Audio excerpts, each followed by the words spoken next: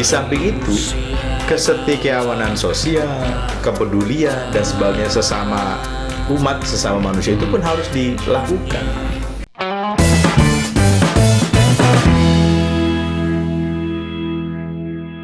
Sekarang ini ada Aep menanyakan tentang pernyataan titip tajuk lan fakir miskin itu tujuan awalnya seperti apa?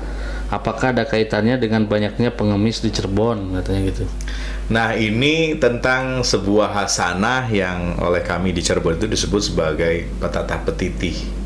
Petatah petitih. Petatah petitih artinya gimana tuh? sistem norma atau sistem adat atau nilai tradisi yang memang itu disampaikan oleh Gusti Sinuhun Sayyidina Syekh Syarif Hidayatullah atau Sunan Gunung Jati. Nah, ketika membaca petatah petitih ini, ingsun titip tajuk lan fakir miskin, yang kemudian harus kita tinjau tuh begini.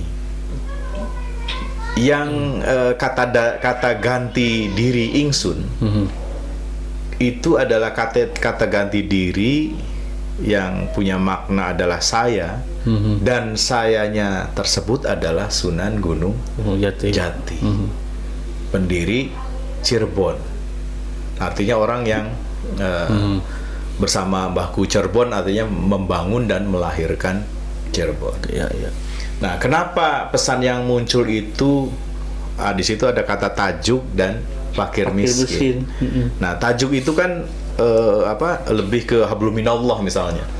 Bagaimana menjaga relasi hubungan antara kita sebagai manusia dengan Tuhannya.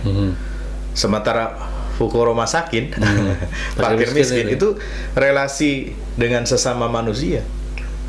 Nah, sebetulnya pemaknaan yang lebih jauh lagi, kalau boleh saya berpendapat pada kesempatan ini, adalah bahwa Sunan Gunung Jati memberikan semacam guidance bahwa petunjuk ya, bahwa siapapun pemimpinnya yang kelak nanti akan menjadi pembina, pengayom, pelindung, atau yang menjaga Cirebon pasca peninggalnya, itu harus menjaga norma-norma religiusitas, norma-norma agama, sosial dan sebagainya. Di samping itu, kesetiakawanan sosial, kepedulian dan sebagainya sesama umat, sesama manusia itu pun harus dilakukan. Karena kemudian lagi misalnya yang oleh Mbahku Cirebonnya misalnya itu diisyaratkan jangan sampai anak cucu Cirebon itu seperti ayam yang meninggal di lubung padi. Kelaparan. Ya, bisa dibayangkan ayam meninggal di lumbung padi. Lubung padi leit itu kan, gudang beras dan sebagainya, itu kan ironi. Kalau kemudian ada ayam yang mati di lumbung padi. Nah, itu artinya bahwa ketika Sunan Gunung Jati menyampaikan sebuah pesan ingsun titip tajuk lan fakir miskin, paling tidak yang kemudian harus kita lakukan sekarang itu bukan dengan cara menitipkan pesan itu lagi kepada yang lain. Jadi pesan itu dititipkan lagi. Kadang-kala kan ketika untuk isu pemilu kada ataupun isu kampanye politik dan sebagainya, kan si jurkamnya kan menyampaikan ingsun titip tajuk. Artinya titipan itu kemudian dititipkan kembali. Nah, sekarang titipan itu kemudian dititipkan kembali. Siapa yang menjaga tajuk, yang ngopeni, yang merawat dan sebagainya, yang melakukan proses pembinaan, dan kemudian siapa yang peduli terhadap fakir miskin. Padahal Sunan Gunung Jati nitipnya mungkin ke generasi berikutnya, bukan kepada para penitip lagi kan. Para penitip lagi. Nah, tapi kemudian lagi begini kapannya, kemudian lagi.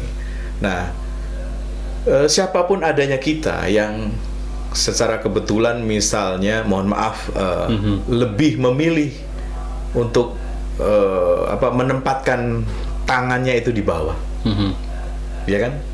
Jangan merasa bahwa ini adalah merupakan aktivitas sesuatu yang dibolehkan atau dilindungi oleh Sunan Gunung Jati. Yang Sunan Gunung Jatinya sudah titip, berarti saya dilindungi dong. Kan jangan terbangun konstruksi yang demikian. Jadi harusnya gimana tuh? Kebalikannya, Artinya siapapun adanya kita, paling tidak berupaya semaksimal mungkin agar hal-hal yang mengarah ke arah kefakiran dan kemiskinan itu ya diselesaikan secara bersama-sama. Apakah posisinya sebagai pemerintah, apakah posisinya sebagai legislatif, sebagai pengusaha kan, ataupun sebagai masyarakatnya. Oke. Manusia dalam ketakutan.